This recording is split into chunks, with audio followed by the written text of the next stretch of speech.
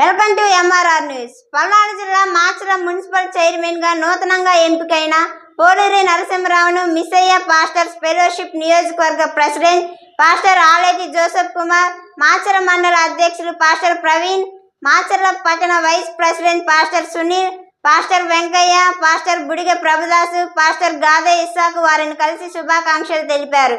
ఈ సందర్భంగా municipal chairman పోలేరి నరసింహరావును శాలువాలతో ఘనంగా సత్కరించారు.